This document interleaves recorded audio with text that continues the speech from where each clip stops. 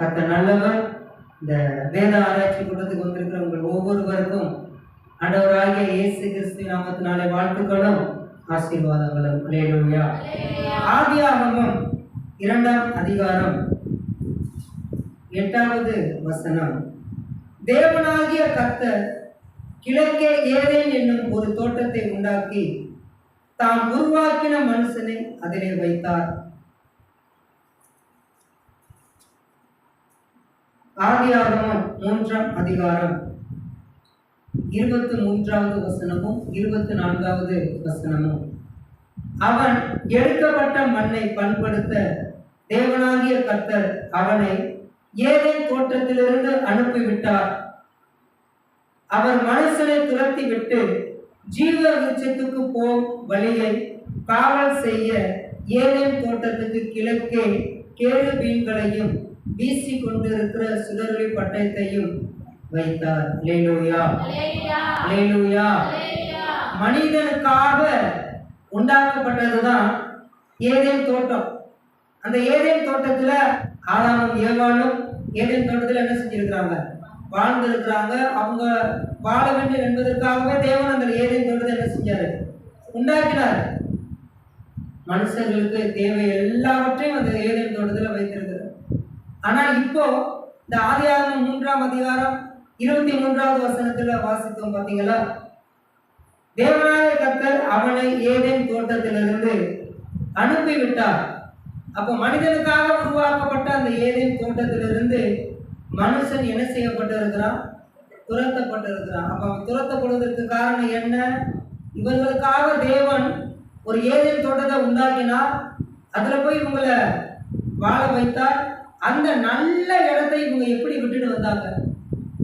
அப்படி விட்டுட்டு வருவதற்கு காரணம் என்ன? தேவனுடைய வார்த்தைக்கு கீழ்ப்படியாததுனாலதான் இது நடந்துச்சா? இல்ல. அல்லேலூயா, அல்லேலூயா. அப்ப என்ன? அதற்கு முன்பாக ஒன்று இருக்கிறது. அது எப்படி வந்தது? அதற்கு முன்பாக இன்னொன்று இருக்கிறது.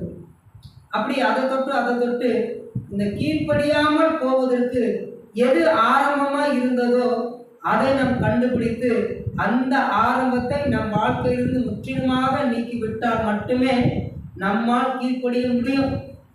இல்லைன்னா கீழ்ப்படிவதை போல நடிக்கத்தான் முடியும். அல்லேலூயா, அல்லேலூயா. அதனாலதான் ஆண்டவர் மனம் திரும்புங்கள் பரலோக ராஜ்யம் சமீபமா இருக்கிறது என்று ஏன் அப்படி சொல்லியிருக்கிறாரு?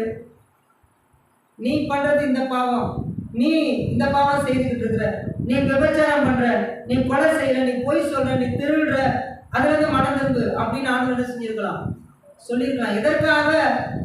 பொதுவா சொல்ற மனம் திரும்புகள் பரலோக ராஜ்யம் சமீபமா இருக்குதுன்னு ஏன் சொல்லிட்டாரு அப்படின்னா, ஒரு பாவமோ ஒரு மீறுதலோ எதுவோ முதலில் ஆரம்பிக்கிற இடம் எதுதான்? இதுலதான் ஆரம்பிக்கப்படுது. அது தெரிஞ்சாதானே சரி பண்ண முடியும். அப்ப ஆண்டவர் மனம் திரும்புங்கள் பரலோக ராஜ்யம் சமீபமா இருக்கிறது என்று அவர் பிரசங்கிக்க காரணம் என்ன அப்படின்னா, பாவம் முதலில் ஆரம்பிக்கப்படுகிற இடம் மனது. ஒருவன் இந்த காரியத்தை செய்யலாமா, இதை செய்யக்கூடாதா, இதை எப்படி பண்ணலாம், இவர்களை எப்படி ஏமாற்றலாம், அப்படி எல்லா திட்டமும் முதலில் எங்கேதான் போடப்படுகிறது? மனதில் போடப்படுகிறது. அதனாலதான் ஆண்டவர் சொல்கிறார், நீ என்ன செய்? மனம் திரும்பு. உன்னுடைய மனம் திரும்பிடுச்சு அப்படின்னா எந்த பக்கம்? இல்ல, இதையெல்லாம் எனக்கு வேண்டாம், இதையெல்லாம் பாவம், இதையெல்லாம் நான் செய்யக்கூடாது அப்படின்னு அந்த ஒரு உணர்வுக்கு நம்முடைய மனது வந்துடுச்சுன்னா மற்ற பாவமான கிரியைகளை நம்ம என்ன செய்ய மாட்டோம்? துணிகரமா செய்ய மாட்டோம். அல்லேலூயா. அதனாலதான் ஆண்டவர் ஆரம்பத்தை சரி செய்கிற தேவனாக இருக்கிறார். அல்லேலூயா. ஆரம்பத்தை அதுதான் சங்கீதம் 1ல சொல்லப்பட்டிருக்கும். அவன் நீர்க்காலின் ஓரமாய் நடப்பட்டு தன் காலத்தில் தன் கனியை தந்து இலையுதலாது இருக்கிற மரத்தை போல இருப்பான். அல்லேலூயா. ஆண்டவர் ஒரு கண்டை நட்டு வச்சுட்டாரு. நேரத்துக்கு வந்து தண்ணி ஊற்ற வேண்டியதானே? தண்ணி ஊற்றினா அதை என்ன செய்யும்? வளரும் தானே? அவர் அப்படி செய்ய மாட்டார். அந்த கண்டை பிடுங்கி அந்த வாய்க்கால் ஓரத்துல நட்டு வச்சுட்டோம்னா அந்த வேருக்கு கிடைக்க வேண்டிய தண்ணீர் ஆட்டோமேட்டிக்கா அது என்ன செஞ்சிடும்? கிடைச்சிட்டு தானே? அல்லேலூயா, அல்லேலூயா. இந்த உலகத்தில் இருக்கிற ஜனங்களை எல்லாரையும் ஆண்டவர் ஒவ்வொரு காரியத்தையும் சொல்லி என்ன செஞ்சிருக்கலாம், திருத்திருக்கலாம். எதற்காக சபையில வந்து கொண்டு நிறுத்துறார் அப்படின்னா, எந்தெந்த காரியத்திலாம் நம்ம விடுபட வேண்டும் என்பதை அறிந்து கொள்வதற்கு சபையை தேவன் தேர்ந்தெடுத்திருக்கிறார். அல்லேலூயா. இந்த நீர்க்கால்களின் ஓரமாய் நடப்பட்ட கண்டு அப்படின்னு சொல்லப்பட்டவங்க இந்த சங்கீதத்துல இருக்குல்ல. அப்ப நம்ம கண்டு இந்த நீர்க்கால் எதுனா இதுதான். அல்லேலூயா. இந்த நீர்க்கால் எது? சபை. அப்ப அங்க வந்து நம்ம வச்சிருக்கிறாருன்னா நமக்கு கிடைக்க வேண்டிய, வேருக்கு கிடைக்க வேண்டிய தண்ணீர் நம்மளுக்கு கிடைச்சிடுச்சுன்னா ஆட்டோமேட்டிக்கா கண்டு என்ன செய்ய ஆரம்பிக்கும், வளர ஆரம்பிக்கும், பூ பூக்கும், காய் காய்க்கும். அந்த காய் எதுவா மாறும்? கனியார் மாறும். அல்லேலூயா. அப்ப கனியார் மாறுவதற்கு, பூ பூப்பதற்கு நம்ம எதுவும் செய்ய வேண்டியதில்லை. நம்ம வேருக்கு கிடைக்க வேண்டிய தண்ணி கிடைக்கும் இடத்தில் வைத்து விட்டால் ஆட்டோமேட்டிக்கா மற்ற காரியங்கள் என்ன செஞ்சிடும், நடக்கத்தானே செய்யும். அப்ப நம்மை அதாவது சத்தியம் இருக்கும் இடத்துல தேவன் நம்மை வந்து நட்டு வைக்கிறார். அப்ப நம்ம மனது, நம்ம ஆணி வேறாக இருக்கிற அந்த மனது சரியாயிடுச்சு அப்படின்னா பொல்லாத கிரியைகள், பொல்லாத பேச்சு, பொல்லாத காரியங்கள் நம் வாழ்க்கையிலிருந்து ஒருபோது என்ன செய்யாது, வெளிப்படாது. அல்லேலூயா. அல்லேலூயா. அப்ப இந்த ஆதாம் ஏவாள் மனம் மாறி போயிட்டாங்க. தேவனை விட்டு அவர்கள் என்ன செய்யப்பட்டார்கள், துரத்தப்பட்டார்கள். காரணம் என்ன அப்படின்னா அநேக காரியங்கள், ஒவ்வொரு காரியமா இருக்கும். அப்ப இவ என்ன செஞ்சிருக்கணும், ஆரம்பத்துல இவ என்ன செஞ்சிருக்கணும், ஆரம்பத்துல அதை போய் பார்த்து ரசிச்சு அங்கே போய் சுத்தி இல்லை. ஆண்டவர் அந்த மரத்தின் கனியை புசிக்க கூடாது என்று சொன்னால் அந்த மரத்து பக்கத்திலேயே இவ என்ன செஞ்சிருக்க கூடாது, போயிருக்க கூடாது. அல்லேலூயா. அல்லேலூயா. ஏன்னா அங்க போனா, அங்க இருந்தா எப்போதாவது ஒரு தடவை ஏதாவது ஒரு பழம் கனிந்து விழுகும். அதனுடைய வாசனை நம்மளுக்கு பிடிச்சிடும். அந்த வாசனை நம்மளுக்கு பிடிச்சதுனால கொஞ்சம் லைட்டா டச் பண்ணி பார்ப்போமே, அதனுடைய வடிவம் நம்மளுக்கு பிடிச்சிடும், அதனுடைய உருவம் நம்மளுக்கு என்ன செஞ்சிடும், பிடிச்சிடும். அதை கொஞ்சம் லைட்டா தொட்டு பார்ப்போமே, இப்படின்னு அந்த பழத்தை குறித்ததான சிந்தனை நம்மளுக்கு என்ன செஞ்சுக்கிட்டே இருக்கும். அந்த பக்கத்துல போனா, அப்ப ஸ்திரீ அந்த மரத்துக்கு பக்கத்துல போயிருக்கிறா. அந்த மரத்தினுடைய காற்று நல்லா இருந்திருக்கும். அந்த மரத்தினுடைய வாசனை, அந்த பூ பூக்கும் பொழுது வாசனை வரும் பார்த்தீங்களா, அந்த பூ வாசனை நம்மளுக்கு அவளுக்கு பிடிச்சிருக்கலாம். அதுக்கப்புறம் அந்த பழத்தினுடைய சில பழத்தை பார்த்தாலே நமக்கு எப்படி இருக்கும், ஆசையா இருக்கும் தானே, ரொம்ப நல்லா இருக்குன்னு, ஷைனிங்கா இருக்குன்னு நம்ம அதை எடுப்போம் தானே. பூச்சி இருக்கிற பழத்தை நீங்க போய் எடுப்பீங்க. சில பழத்தை பார்த்தாலே அது பிஞ்சா தான் இருக்கு, நல்லா தான் இருக்குன்னு எந்த டெஸ்ட் பண்ணாமல் நம்ம அதை எடுத்து போடுவோம் தெரியுமா. அப்படின்னு இது பண்ணது இல்லையோ. இந்த வெண்டிக்காய் சில இதை பார்த்தோம்னா இளம் பச்சையா, அதை உடச்சி பார்க்க வேண்டியதே இல்லை, நல்லா பார்த்த உடனே இது பிஞ்சா தான் இருக்கு அப்படி டக்குன்னு அதை என்ன செஞ்சு போடுவோம், எடுத்து போடுவோம். அதாவது சில வெளி தோற்றங்கள் நம்மளை நம்ப வச்சிடும் இல்லையா. நான் அந்த பழத்தை பற்றி தான் சொல்றேன். அதாவது வந்து நம்ம வாழ்க்கையில் ஆதாம் ஏவாள் இருவருடைய வாழ்க்கையில நடந்த ஒவ்வொரு காரியத்தையும் நம்ம கொஞ்சம் கொஞ்சமா நிதானித்து பார்த்தா நம்ம வாழ்க்கையை அதை என்ன செஞ்சுக்க முடியும், சரி பண்ணிக்க முடியும். ஏன்னா இப்போ தாவீதுடைய வாழ்க்கையோ, சாமுவேலுடைய வாழ்க்கையோ, எலியாவுடைய வாழ்க்கையோ அதையெல்லாம் கொஞ்சம் பார்த்தோம் அப்படின்னா அதையெல்லாம் கொஞ்சம் காலத்தை கம்பேர் பண்ணி பார்க்கறது மாதிரியே வரும். அவங்க காலம் வாழும்போது இதெல்லாம் இல்லை, இப்போ நம்ம காலத்தில் இதெல்லாம் என்ன செய்யுது, இருக்குதானே அப்படின்னு சொல்லிட்டு நம்ம சில விதண்டாவாதமான வார்த்தைகளுக்கு இடம் கொடுப்பதற்கு வாய்ப்பு இருக்கு. அதாவது வந்து இப்போ எப்படி சொல்றது, இப்போ நான் உங்ககிட்ட ஒரு விஷயம் சொல்றேன்னு வச்சுக்கோங்களேன், அது நீங்க வந்து வேற என்ன சொன்னீங்கன்னா நான் சொன்னது போலவே நீங்க சொல்லுவீங்களா, நீங்க அதுல காரமா ஒன்று என்ன செஞ்சுக்குவீங்க, சேர்த்து வச்சுக்குவீங்க. அங்கிருந்து இன்னொரு இடத்துக்கு போனுச்சுன்னா அவங்க கொஞ்சம் இனிப்பு சேர்த்து என்ன செய்வாங்க, சொல்லுவாங்க இல்லையா. அப்படி இன்னொரு இடத்துக்கு போனுச்சுன்னா அங்கே கொஞ்சம் உப்பு, அப்படி ஒவ்வொரு ஆட்டையும் போகும்போது எப்படி போகும், கொஞ்சம் கொஞ்சமா சேர்ந்து என்ன செய்யும், போகும் தானே. ஆனா ஆரம்பத்துல சின்னதா தான் இருக்கும். ஆரம்பத்துல எப்படி இருக்கும், சின்னதா தான் இருக்கும். அல்லேலூயா. நான் சொன்னது இதுதானே, திருப்பி ஏன் காதுக்கே வரும்பொழுது அடடா ஏடா அது நம்ம சொன்னது, இவ்வளவு பூ பொட்டு வச்சு ஜோடிச்சு மேக்கப் போட்டு இவ்வளவு பிரம்மாண்டமா வந்து நிக்குது, பெருசா வந்து நிற்கும். சொன்ன மறுபடியும் என்கிட்ட வந்து நிற்கும்போது எப்படி இருக்கும்? பெருசா நிற்கும். அதுதான் இந்த கிறிஸ்தவ வாழ்க்கை. ரொம்ப கடினமான வாழ்க்கை, ரொம்ப கஷ்டமான வாழ்க்கை. இதுலலாம் நம்மளால என்ன செய்ய முடியாது, தொடர முடியாது. அப்படி ஒரு எண்ணம் ஜனங்களுக்கு வருவதற்கு காரணம் என்ன அப்படின்னா, அப்படி தொட்டு தொட்டு தொட்டு தொட்டு கொஞ்சம் கொஞ்சம் கொஞ்சமா அப்படி போய் போய் போய் இப்படியெல்லாம் நம்ம வாழணுமா? கிறிஸ்தவ வாழ்க்கை இவ்வளவு கஷ்டமா இருக்கே அப்படின்னு சொல்லிட்டு நம்மளுக்கு ஒரு மலைப்பா இருக்கும்.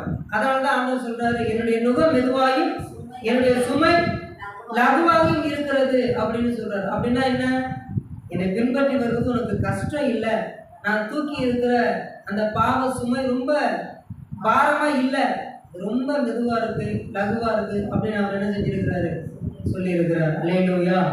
இந்த ஒரு விஷயம் அப்படி சுற்றி மறுபடியும் நம்ம காலத்துக்கு வரும் பொழுதே எவ்வளவு சொடிப்பா வருதோ அதே போல நம்ம சில காரியங்களை அப்படி எப்படி பார்த்தோம் அப்படின்னா, அவங்களுடைய சாட்சி இவங்களுடைய சாட்சி அதெல்லாம் கேட்கும் பொழுது, அடையப்பா கணவன் பிள்ளைங்க எரிச்சு கொண்டா கூட நம்ம அவங்கள நேசிக்கணுமா அப்படின்னு நினைச்சா எப்படி இருக்கா இல்லையா? நம்ம இந்தியாவில் நடந்துச்சு பாருங்க.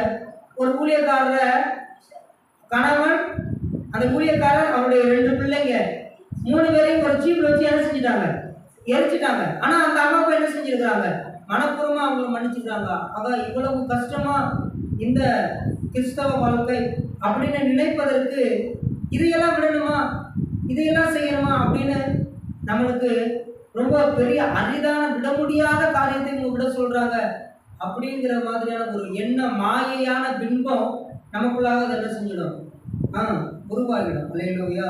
அப்ப இதையெல்லாம் நம்மளுக்கு வேண்டாம் அப்படின்னா எங்கேயும் போகாம ஆரம்பத்துக்கு நம்ம என்ன செஞ்சிடணும், வந்துடணும். ஆரம்பம் யாரு? ஆதாமும் ஏவாளும் தான். அப்ப இவங்க கிட்ட நம்ம வந்துட்டோம் அப்படின்னா, இப்ப இவர்களுக்காக உருவாக்கப்பட்ட ஏதேன் தோட்டத்திலிருந்து இவர்கள் துரத்திவிடப்பட்டிருக்கிறார்கள் என்றால் இவர்கள் என்ன செய்திருப்பார்கள்? அவர்கள் அப்படி நடந்து கொள்வதற்கு எதுவெல்லாம் அவர்களுக்கு காரணமா இருந்திருக்கும், அதை நம்ம தியானிச்சு பார்த்து, அப்ப நம்மளுடைய வாழ்க்கையில நமக்கென்று தேவன் கொடுத்திருக்கிற இந்த சமாதானமான ஒரு வாழ்க்கையை இழந்து விடாதபடிக்கு இருக்க நம்ம என்ன செய்யணும், அதை நம்ம என்ன செஞ்சுக்க முடியும், தெரிஞ்சுக்க முடியும். அல்லேலூயா, அல்லேலூயா. இப்ப இந்த பழத்தை போய் நீ சாப்பிடக்கூடாது அப்படின்னு ஆண்டவர் சொல்லிட்டார். புசிக்க கூடாது, புசிக்க கூடாதுப்பா, அப்படி இல்ல, புசிக்க கூடாது. அப்படின்னா என்ன, அந்த பக்கமே போகக்கூடாது அப்படின்னு சொல்றது மாதிரியா ஒரு அர்த்தம். அல்லேலூயா. அப்ப ஏன் அப்படி சொல்லியிருக்கிறாரு? நீ அங்க போய் நிற்ப, அந்த பழத்தை ரசிப்ப, அந்த பூவினுடைய வாசனையை பார்ப்ப, அந்த பூவினுடைய அழகு நீ வர்ணிப்ப, கொஞ்சம் போய் அதை நம்ம என்ன செஞ்சு பார்ப்போம், தொட்டு பார்ப்போமே, அங்கேதான் இச்சை நமக்குள்ளாக என்ன செய்ய ஆரம்பிக்கிறது, பிறக்கிறது. இச்சை அப்படிதான் நமக்குள்ள என்ன செய்யுது, பிறக்கிறது. அல்லேலூயா. அப்ப அந்த பழத்தை இச்சையினால செஞ்சிட்டா, பறிச்சிட்டா, அந்த இச்சை வருவதற்கு அவ என்ன செஞ்சிருக்கிறாள். அப்ப அந்த இச்சை வராமல் இருப்பதற்கு நம்ம என்ன செய்யணும், ஒரு காரியத்தை செய்யக்கூடாது என்றால் அந்த காரியம் நான் பக்கத்தில் போய் நான் செய்ய மாட்டேன், நான் தைரியமா இருப்பேன், எனக்கு ஒரு தெளிவு இருக்கு, அதெல்லாம் இல்லை. நம்ம யார் தான், பலவீனமான பாண்டம் தான். நம்ம எப்படி நம்ம என்ன செஞ்சிடுவோம், விழுந்துடுவோம். அப்படிங்கிறதுக்காக தான் சில பாவங்களை ஆண்டவர் விட்டு ஓட சொல்லி இருக்கிறார். அல்லேலூயா, அல்லேலூயா. அப்ப இச்சை நமக்குள்ளாக வரக்கூடாது என்றால் இச்சை வருவதற்கான எல்லா வழியையும் நம்ம என்ன செஞ்சிடணும், உன் இருதயத்தை எல்லா காவலோடும் என்ன செய், காத்துக்கொள். நீதிமொழிகள் 4ஆம் அதிகாரம் 23வது வசனம். எல்லா காவலோடும் உன் இருதயத்தை காத்துக்கொள், அதனிடத்தில் நின்று ஜீவ ஊற்று புறப்படும். அல்லேலூயா. இச்சை நமக்குள் வரக்கூடாது என்றால் இந்த வசனத்தை நம்ம என்ன செய்யணும், கடைபிடிக்கணும். இப்போ ஏவாள் அந்த மரத்தின் கனியை புசிக்க கூடாது, புசிக்காமல் இருக்க, அதாவது ஆண்டவர் சொல்லி இருக்கிறார், அந்த நடுவில் இருக்கிற மரத்தின் கனியை மட்டும் நீ என்ன செஞ்சிடக்கூடாது, புசிக்க கூடாது அப்படின்னு சொல்லிட்டாரு. அப்போ புசிக்காமல் இருக்க ஏவாள் என்ன செய்திருக்க வேண்டும், எல்லா காவலோடும் தன் இருதயத்தை அவள் என்ன செய்து கொண்டிருக்கணும், காத்து இருக்கணும். காத்து இருந்துச்சுன்னா ஜீவ ஊற்று அவளுக்குள்ள என்ன செஞ்சிருக்கோம்? நாம் புறப்பட்டிருக்கோம். அதாவது ஜீவ கனியை புசிப்பதற்கு அவளுக்கு வாய்ப்பு கிடைச்சிருக்கும். அல்லேலூயா, அல்லேலூயா. இவர்கள் அந்த மரத்தின் கனியை புசிக்காமல் அந்த பக்கத்திலே போகாமல் இருந்திருந்தாங்கன்னு வச்சுங்களேன். அந்த 24வது வசனத்துல வாசனம் பார்த்தீங்களா? அந்த வசனத்தை எடுத்துக்கொள்வோமே. ஆதியாகமம் 3ஆம் அதிகாரம் 22 நான் நினைக்கிறேன். பின்பு தேவனாகிய கர்த்தர், இதோ மனுஷன் நன்மை தீமை அறியத்தக்கவனாய் நம்மில் ஒருவனைப் போல் ஆனான். இப்பொழுதும் அவன் தன் கையை நீட்டி ஜீவ விருட்சத்தின் கனியையும் பறித்து புசித்து என்றைக்கும் உயிரோடு இராதபடிக்கு செய்ய வேண்டும் என்று. அல்லேலூயா. அப்ப ஜீவ கனியை நாம் புசித்தால் நம்மளுக்கு என்ன வராது? மரணம் வராது. அப்ப அந்த நன்மை தீமை அறியத்தக்க மரத்தின் கனியை புசித்ததுனால இவங்களுக்கு என்ன வந்துச்சு? மரணம் வந்தது. அப்போ எல்லா காவலோடு நம் இருதயத்தை காத்து கொண்டால் நமக்கு மரணம் வருவது அறிந்ததானே? அல்லேலூயா. அப்ப ஜீவ விருட்சத்தின் கனியை இவர்கள் என்ன செய்யக்கூடாது? பறித்து புசிக்க கூடாது. அப்படிங்கிறதுக்காக கேருபீன்களையும் வீசி கொண்டிருக்கிற சுடரொளி பட்டயத்தையும் அங்க என்ன செஞ்சிட்டாரு? வச்சுட்டாரு. அல்லேலூயா, அல்லேலூயா. அப்போ இச்சை வராமல் இருப்பதற்கு என்ன செய்யணும்? எல்லா காவலோடும் அவனுடைய இருதயத்தை அவள் என்ன செஞ்சிருக்கணும்? காத்துக்கணும். அப்ப எல்லா காவலோடும் அப்படின்னா என்ன? அந்த பக்கத்திலேயே தலை வச்சு கூட படுக்கக்கூடாது. அல்லேலூயா. ஏன்னா அந்த பக்கம் தலை வச்சு படுத்தா கூட கனவுல வந்தாலும் கூட வந்துடும். இதுதான் எல்லா காவலோடும் நம்ம இருதயத்தை என்ன செய்து கொள்கிறது? காத்து கொள்ளுகிறது. அல்லேலூயா. ஆண்டவர் சாப்பிடக்கூடாதுன்னு சொல்லியிருக்கிறாங்க. அந்த பக்கத்தையே நான் போகல ஆண்டவரே, அவ்வளவுதான் முடிஞ்சிச்சு. அந்த பக்கத்தையே நம்ம போகாம இருக்கிறத தேவன் பார்த்தாருன்னா ஜீவ விருட்சத்தின் கனியை நம்மளுக்கு என்ன செஞ்சிருப்பாரு? ஆதாமுக்கு ஏவாளுக்கு என்ன செஞ்சிருப்பாரு? கொடுத்திருப்பாரு. அல்லேலூயா. ஆண்டவரே, என்னுடைய ஆண்டவரே ஸ்தோத்திரம், எனக்குள்ள இருக்கிற இச்சையை என்னை விட்டு நீங்க நீக்கி போடுங்க, என்னை விட்டு அகற்றுங்க. ஆனா இச்சை வருவதற்கான எல்லா வாசல்களையும் திறந்து வைத்து விட்டு இச்சை எனக்குள்ள வரக்கூடாதுன்னா அது எப்படி? அப்ப இச்சை நிமித்தமாக தேவனுடைய வார்த்தையவே அவன் மீறி இருக்கிறார் என்றால், அப்ப இச்சை வராமல் இருப்பதற்கு எல்லா காவலோடும் அவளுடைய இருதயத்தை அவள் என்ன செய்திருக்கணும்? காத்து இருக்கணும். அப்ப என்னென்ன செஞ்சிருக்கணும்? அந்த மரத்து பக்கத்துல என்ன செஞ்சிருக்க கூடாது? போயிருக்க கூடாது. அப்ப போகாம இருந்திருந்தால் சர்ப்பத்துக்கிட்ட அப்ப பேசியிருக்க மாட்டார். பேசாமல் இருந்திருந்தால் இவளுக்குள்ள ஆசை வந்திருக்காது. அந்த ஆசை பேராசையா இச்சையா என்ன செஞ்சிருக்காது? மாறி இருக்காது. இந்த இச்சையினால தேவனுடைய வார்த்தையை மீறி நடக்கிற ஒரு இடத்துல கொண்டுட்டு போய் என்ன செஞ்சிடுச்சு? அவளை விட்டுடுச்சு. அல்லேலூயா, அல்லேலூயா. அப்ப இந்த சிந்தனை நமக்கு இருக்கணுமா இல்லையா? அப்படின்னா இதை நம்ம எப்படி இதை எப்படி நம்மளுடைய வாழ்க்கைக்கு எடுத்துக்கொள்ளலாம்? எப்படி எடுத்துக்கொள்ளலாம் அப்படின்னு நான் கேள்வி கேட்டேன். இதுதான் ஏவாளுடைய வாழ்க்கையில அந்த பழத்தை பறிப்பதற்கு முன்பாக அவளுடைய வாழ்க்கையில நடந்த சில காரியங்கள். நம்ம எப்படி நம்முடைய குடும்பத்தை பாதுகாத்துக் கொள்கிறது?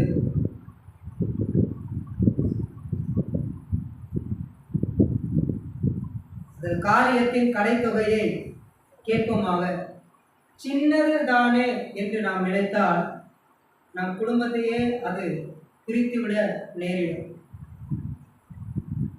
அப்ப நான் அங்கே போய் சுற்றி திரிகிறேன், அந்த பழத்தை தான் பார்க்குறேன், அங்கேதான் நான் நிற்கிறேன், ஆனால் நான் பறிக்க மாட்டேன் அப்படின்னு சின்ன சின்ன காரியம்னு நினைத்ததுனால தேவனுடைய வார்த்தையவே மீறி நடக்கும் அளவுக்கு அவளுடைய இருதயம் கடினப்பட்டது. அப்ப நாமும் இது சின்னது தானே, இதனால ஒன்றும் பிரச்சனை இல்லை அப்படின்னு சொல்லி சின்ன காரியங்களை நாம் சரி செய்து கொள்ளாமல் இருந்தால் மிகப்பெரிய சாபத்தை நாம் பெற்றுக்கொள்வதற்கு அது பெரிய வாசலை திறந்துவிடும். அல்லேலூயா. அப்படின்னா என்ன? இந்த ஏவாளுடைய வாழ்க்கை மூலமாக நாம் அறிந்து கொள்வது என்ன? சின்ன காரியமாக இருந்தாலும் சரி, அதை முதலில் சரி செய்ய நாம் பழகி கொள்ள வேண்டும். சின்னதுன்னு சொல்லி அதுக்கு மேல செய்யவே கூடாது. இடம் கொடுக்கவே கூடாது. பெரியதுக்கு தான் இடம் கொடுக்கணும் இல்லை, சின்னதா இருந்தாலும் அதுக்கு நம்ம என்ன செய்யக்கூடாது, இடம் கொடுக்கவே கூடாது. அப்படி ஒரு உணர்வு நம்மளுக்கு இருந்தது என்றால் தேவன் நமக்கு கொடுத்திருக்கிற அந்த ஏதேன் தோட்டம் நாம என்ன செய்ய முடியும், சுதந்திரித்துக் கொள்ள முடியும். அல்லேலூயா, அல்லேலூயா. இந்த பழக்கம் நம்மளுக்கு இல்லைன்னா அதானே சிறு துளி பெருகணும். உடனே பெருவெள்ளம் வந்துடுமா என்ன? சிறு துளி பெருவெள்ளம். சிறுக சிறுக சேர்த்தாதான் பெரிய காரியத்தை நம்ம என்ன செய்ய முடியும். அடுத்து அதுதான் அவர் சொல்றாரு, பரிசுத்தமாகணும். இன்னும் என்ன செய்யணும், பரிசுத்தம் பண்ணணும். ஒட்டானே பரிசுத்தம் என்ன செய்ய முடியாது, ஆக முடியாது. நீங்க ஒவ்வொரு காரியத்துக்கும் என்ன செய்ய முடியும், பரிசுத்தமாகணும். அப்போ இப்போ நீர்க்கால்களின் ஓரமாய் நம்மை ஆண்டவர் நட்டிருக்கிறார் என்றால் நாம் சத்தியத்தை கேட்டு கேட்டு கேட்டு உடனடியாக கனி கொடுத்துட முடியுமா? இல்லையா? முதல்ல அதை என்ன செய்யணும், வளரணும். அப்புறம் கிளை விடணும். அந்த கிளையில இலை இருக்கணும். அந்த இலையும் பலனா இருக்கணும். ஏன்னா ஒளிச்சேர்க்கை செய்யணும் பாருங்க.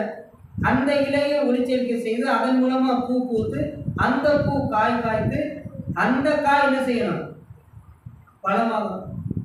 அல்லேலூயா, அல்லேலூயா. அது வரைக்கும் இந்த வேர் என்ன செய்யும், தண்ணி இங்க கிடைச்சிடுச்சே அப்படின்னு சொல்லிட்டு அந்த வேர் வளர்ச்சி அடையாம இருக்குமா என்ன? அந்த வேர் என்ன செய்யும், எப்படி வளர்ச்சி அடையும்? புரியலையா? சின்ன வேரா இருக்கும். இப்படி சின்ன கண்டா இருக்கா? இங்க தண்ணி போகுதுன்னு வச்சுங்களேன். இவனுக்குள்ள ஆண்டவர் இதுக்கு மேல வச்சுட்டாரு. வச்சேன் நான் இந்த தண்ணி இப்படி முடிஞ்சுக்கிட்டு இருக்கும். சின்னதாக இருக்கும். இந்த தண்ணியே போதும். அப்போ இது பெருசாக பெருசாக பெருசாக இந்த வேர் கிளை விடும்ல, சல்லி வேர் விடும். ஆணி வேர் உள்ளக்க போய்கிட்டு இருக்கும். சல்லி வேரெல்லாம் போய்கிட்டு இருக்கு. சல்லி வேற ஆணி வேர் அளவுக்கு என்ன செய்யும், பெருக்கும். அப்போ இதெல்லாம் ஏன் அப்படி ஆகுது அப்படின்னா வளர்ச்சி என்ன செய்யும், மேலே போகணும், கனி கொடுக்கணும்ல. அப்போ நம்ம என்ன செய்யணும்னா வேறு தான் நம்மளுக்கு கனி கொடுக்குறது, கனி கொடுக்க வைக்குது. அப்படின்னா அந்த வேர் இந்த வேதத்துக்குள்ள நல்லா பரவி விடுவதற்கு நம்ம என்ன செய்யணும், முயற்சி செய்யணும். அதுதான் ஆண்டவர் சொல்றாரு, காலத்தை பார்த்தா போதகராக இருக்க வேண்டிய நீங்க இன்னும் எப்படி இருக்கிறீங்க, பிள்ளைகளை போலவே இருக்கிறீங்களப்பா அப்படின்னு சொல்றாரு. அப்படின்னா சத்தியத்துல இன்னும் நம்ம வளரணும். எல்லா காரியத்தையும் நம்ம என்ன செய்யணும், தெரிந்து கொள்ளணும். அப்ப எல்லா காவலோடும் இச்சை வரும் வழியை எல்லாவற்றையும் நம்ம அடைக்கணும். சின்ன விஷயத்துக்கு கூட நம்ம என்ன செஞ்சிடக்கூடாது, இடம் விட்டுறக்கூடாது. என் சின்ன பிள்ளை இப்போதானே ஸ்லீவ்லெஸ் போட்டுட்டு வருது, லெக்கின்ஸ் போட்டுட்டு வருது. அது சின்ன வயசுல போடாம வேற எந்த வயசுல போடும், நீ போடு. அது பெரிய பிள்ளை ஆனதோ அதுவும் போடுதோ இல்லை போடாம தெரியுதோ, யாருக்கு தெரியும். இல்லையா? அப்ப சின்னதுல நம்ம சரியா என்ன செய்யணும், சரியா சின்ன பிள்ளைல போடட்டும். சின்ன பிள்ளை இப்ப அனுபவிக்கின்ற வயசு, அனுபவிக்க விடு. ஆனா அனுபவிக்க முடியாத வயசுல அது எல்லாத்தையும் என்ன செஞ்சுதான் ஆகணும், அனுபவிச்சுதான் ஆகணும். இல்லையா? அதாவது இச்சை நமக்குள்ள வரக்கூடாது என்றால் அது வருவதற்கு இருக்கிற எல்லா வழிகளையும், இன்னும் சொல்ல போனா ஜன்னல் முதற்கொண்டு நம்ம என்ன செஞ்சுடணும், சாத்திடணும்.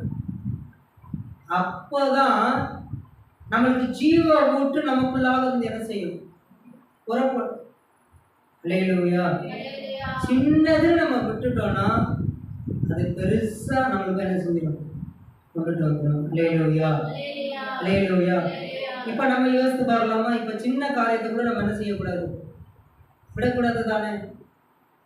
அப்ப இப்ப நம்ம இதை புரிந்து கொள்வது நம்மளுக்கு அது எப்படி இருக்கும். இந்த ஊழியக்காரர் என்ன அதை செய்யக்கூடாது இதை செய்யக்கூடாதுன்னு சொல்றாரு. அதெல்லாம் ஏன் சொல்றாங்க, அலங்கரிப்புல உங்களுக்கு வேண்டாங்க, ஜோடிக்காதீங்க, புருவத்தை திருத்தாதீங்க, மை போடாதீங்க, லிப்ஸ்டிக் போடாதீங்க, வித்தியாசமா கொண்ட போடாதீங்க, ட்ரெஸ் எல்லாம் உங்களுக்கு டைட்டா போடாதீங்க. ஏன், உன்னுடைய ஜன்னலையும் என்ன செய்து கொள்ள வேண்டும், சாத்தி கொள்ள வேண்டும். ஏன் சார் நாம இப்படியெல்லாம் ரொம்ப நீட்டா ட்ரெஸ் பண்ணி போனாலும் எங்கள் இருதயத்தை காத்துக்கொள்ள முடியவே முடியாது. நீ எப்படியாவது ஒரு நாள் தேவனுடைய வார்த்தையை மீறித்தான் நடப்பாய். அதற்கான சூழ்நிலையில் தான் உனக்கு என்ன செய்யும், வரும். அல்லேலூயா, அல்லேலூயா. இவ அப்படிதான் இருந்திருக்கிறா. உடனே போய் என்ன செய்யல, பறிக்கல. அந்த பழத்தை வர்ணிப்பது நிமித்தமாக அந்த பழத்தின் கொஞ்சம் கொஞ்சமா அதனுடைய அழகை அவ என்ன செஞ்சிருக்கிறார், ரசித்திருக்கிறார். அல்லேலூயா, அல்லேலூயா. அப்ப எல்லா காவலோடும் இருதயத்தை காத்துக்கொள்ள வேண்டும் என்பதற்காகத்தான் ஊழியக்காரன் இப்ப இருக்கிற ஊழியக்காரர்கள் இந்தந்த அலங்கரிப்பு உலக அலங்கரிப்பெல்லாம் உங்களுக்கு வேண்டாங்க அப்படின்னு சொன்னா இவருக்கு விவரம் தெரியல, இவருக்கு உலக நடவடிக்கைகள் தெரியல. நான் சும்மா போய் மூடி மாதிரி நின்றேன்னா யாராவது என்கிட்ட பேசுவாங்களா? இது எல்லாம் நம்ம அந்த விதண்டாவாதத்துக்கு இடம் கொடுப்பதற்கு இதுதான் காரணம். ஆனா ஏவாளை நம்ம நிதானித்து பார்த்தோம் அப்படின்னா, ஆகா பழத்தை சாப்பிடக்கூடாதுன்னு சொன்ன இந்த ஒரு வார்த்தையை இவன் மீறி நடந்திருக்கிறானா, இவனுடைய மனசு எந்த அளவுக்கு அந்த பழத்தின் மீது வாஞ்ச போயிருக்கும் அப்படிங்கிறத சிந்திச்சு பார்த்து சின்ன விஷயமாக இருந்தாலும் கூட நம்ம கவனமாக இருக்கணும் அப்படிங்கிறத ஏவாளுடைய வாழ்க்கையின் மூலமாக நம்ம என்ன செஞ்சுக்க முடியும், தெரிஞ்சுக்க முடியும். அல்லேலூயா, அல்லேலூயா. அப்போ சின்னது கூட நான் என் வாழ்க்கையில் அனுமதிக்க கூடாது. காரணம் அதன் மூலமாக எனக்கு இச்சை வந்துடும். அப்ப அதெல்லாம் என்னது, சின்ன சின்னதுலானது எல்லா காரியத்தையும் தானாகவே விடுவதற்கு அது என்ன செய்யும், வழிவகுக்கும். அல்லேலூயா, அல்லேலூயா. மரத்தை நம்ம நட்டுறோம், ஆண்டவன் நட்டு வச்சுட்டாரு. நட்டு வச்சதுக்கு பிறகு இலை உதிர் காலத்துல வந்து இலையெல்லாம் உதிர்த்து விடுறாரா என்ன? அதுவா தானே உதிர்ந்துருதா உதிர்த்து விடுதா? அதுவா என்ன செய்யும்? தூங்கிட்டீங்களோ? அதுவா என்ன செய்யும்? அப்போ யோசித்து பாருங்க, பச்சை பசேன்னு இருக்குதுன்னா அப்போ இது எவ்வளவு நீரை கொடுத்துருக்கோம். அப்போ மஞ்சள் ஆகி உதிர்ந்துருக்குதுன்னா அப்போ இது தண்ணீரை நிறுத்தி இருக்குமா? வேற என்ன செஞ்சிருக்கோம்? பச்சையா இருக்கிற இலை மஞ்சளை மாதிரி கீழே விழுகுதுன்னா அது மட்டுமா? அந்த கொப்போட அந்த இதை வேப்ப மரத்தை எடுத்தா தெரிஞ்சுக்கணும். அந்த கொப்போட ஒரு இலை மட்டும் விழுகாது, அந்த காம்பை என்ன செய்யும், கீழே விழுகும் தானே. அப்ப என்ன செஞ்சிருக்கும், இந்த மரம் தானாகவே அந்த இலையில அது என்ன செஞ்சிருக்கு, உதிர்த்து விடுது. அப்ப இந்த மரம் தானாகவே சில இலைகளை உதிர்த்து விடுது என்றால், நல்ல இலையோடு பலனோடு இருக்கிற இலைகள் வளரணும். அந்த இலைகள்ல காம்புல அந்த பூ என்ன செய்யணும், பூக்கணும் இல்லையா? இப்போ ஒரு ஆப்பிள் மரத்தை எடுத்துக்கிட்டாலே, ஒரு மாம்பழத்தை எடுத்துக்கிட்டாலே, ஒரு மாம்பழத்தை எடுத்துக்கிட்டோம்னா 60 கிலோவுக்கு கூட ஒரு மாம்பழம் இருக்குல்ல, இருக்கா இல்லையா? சரி, ஒரு 1/4 கிலோ வச்சுக்கோங்க. அந்த 1/4 கிலோவில் இருக்கிற அந்த கனியை ஒரு காம்பு தாங்க வேண்டும் என்றால் அந்த 1/4 கிலோ வெயிட்டை தாங்குற அளவுக்கு அந்த காம்பு பலனா இருக்கணுமா, இருக்கக்கூடாதா? இருக்கணும் தானே. அப்ப அது ஆரம்பத்துல வந்த காம்பா இருக்குமா, விழுந்து மறுபடியும் முளைத்த காம்பா இருக்குமா? விழுந்து மறுபடியும் முளைத்த காம்பா தானே இருக்கணும். அல்லேலூயா, அல்லேலூயா. அப்ப இந்த மரம் என்ன செய்யுதுன்னா, கனி கொடுப்பதற்கு தன்னைத்தானே அது என்ன செய்யுது, பக்குவப்படுத்திக் கொள்வது. அப்ப நாமும் நீர்கால ஓரத்துல நடப்பட்டவர்களாக இருக்கிற நாமும் அந்த வேரும் உள்ளக்க போகணும். நாமும் வேறு எந்த அளவுக்கு உள்ளக்க போகுதோ அந்த அளவுக்கு மரத்தினுடைய வளர்ச்சியும் தோற்றமும் கொஞ்சம் கொஞ்சமா அது என்ன செய்ய ஆரம்பிக்கணும், மாற ஆரம்பிக்கணும். தானாகவே மாற்றத்தை அது என்ன செய்யணும், கொண்டுட்டு வரணும். தேவன் வந்து மாற்றுவார், மாற்றி வைப்பார்னு நம்ம அதை என்ன செய்யக்கூடாது, நினைச்சிக்க கூடாது. அல்லேலூயா. கர்த்தருக்கு சித்தமானா இது நடக்கும். அது நடப்பதற்கு நம்ம என்ன செய்யணும், ஆயத்தமாகணும். குதிரை யுத்த நாளுக்கு ஆயத்தமாக்கப்படும். ஜெயமும் யாரால வரும், கர்த்தரால வரும். இதை நான் போவேன், நான் பழகுவேன், அந்த பழத்தை பார்ப்பேன், ரசிப்பேன். ஆனா அதை பிடுங்கும் போது கர்த்தர் என்னை தடுத்து நிறுத்திடுவார். அப்படி இருக்கு இப்படி சொல்றது. நான் இப்படியே தான் இருப்பேன், எந்த மாற்றத்தையும் நான் காண மாட்டேன், எனக்கு உணர்வு இருக்காது. நான் வசனத்தை கேட்பேன், ஆனாலும் அதை தான் செய்வேன். நான் வசனத்தை கேட்பேன், ஆனாலும் அப்படிதான் நடப்பேன். ஆனா கர்த்தருடைய வேலை வரும்போது அவர் என்னை மாத்தி விடுவார், நடக்காது.